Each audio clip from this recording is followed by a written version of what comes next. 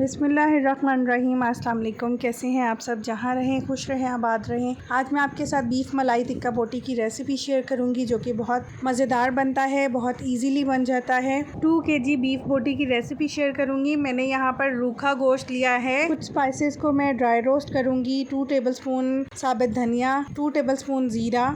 इतना रोस्ट करना है कि अच्छी सी खुशबू आने लगे। लो फ्लेम पर इसको ड्राई रोस्ट करेंगे, हमें जलाना नहीं है, हल्का सा गोल्डन कलर देना बस। जब किसी भी चीज़ में ज़ीरा और धनिया भून के कूट के डाला जाता है तो उसका बहुत ही अच्छा टेस्ट आता है। अब ये फ्राई हो चुके हैं। मैं इनको स्पाइस जार में डाल के थोड़ा सा ब्लेंड करूँगी। मैंने इनको दरदरा सा रखना है, पाउडर फॉर्म बिल्कुल भी नहीं करना। ये देखिए, ये 3 स्पाइसेस मैंने ड्राई रोस्ट किए हैं, धनिया, ज़ीरा और काली मिर्च। अब 2 kg मैंने यहाँ पर बीफ की बोटी ली है और जो स्पाइसेस को मैंने भून के कूट लिया था वो सारा ऐड कर देंगे। आप स्पाइसेस को अपने टेस्ट के अकॉर्डिंग कम ज़्यादा कर सकते हैं। 2 टेबलस्पून भर के जिंजर गार्लिक पेस्ट ऐड करेंगे। बीफ की बोटी को जल्दी गलाने के लिए मैंने कच्चा पपीता लिया था, उसको छिलके के साथ ही पेस्ट बना लिया है। 2 टेबलस्पून कच्चे पपीते का पेस्ट ऐड करूँगी मैं यहाँ पर।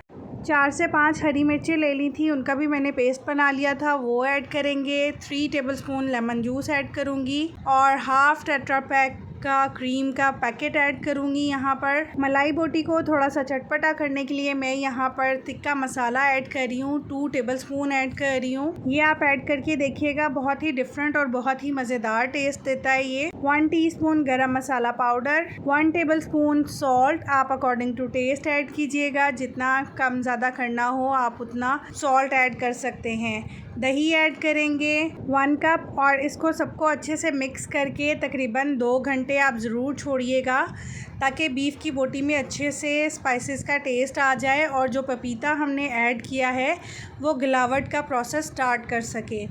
अब मैं इनको सीखों पर परोल लूँगी। आप इसको शाशलिक स्टिक्स पर लगाकर पैन में फ्राई भी कर सकते हैं। क्योंकि हमने इसमें पपीता डाला है तो ये बीफ की बोटी बहुत ही जल्दी गल जाएगी। मैंने इसको बारबेक्यू किया था। 7 से 8 मिनट एक साइड से कुक करेंगे, 7 से 8 मिनट ही दूसरी साइड से कुक करेंगे।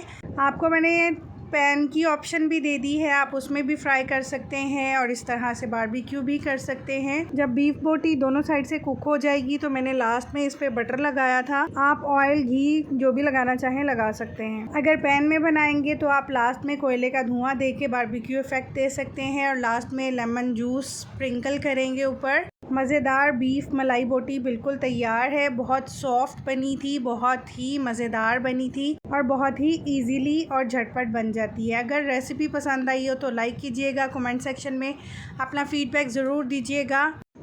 और अगर तो आप न्यू हैं चैनल पे और सब्सक्राइब नहीं किया तो आपसे रिक्वेस्ट है कि मेरे चैनल को सब्सक्राइब कीजिए। नोटिफिकेशन के लिए बेल आइकन ज़रूर प्रेस कर लीजिएगा ताकि हर रेसिपी का नोटिफिकेशन आपको मिल सके।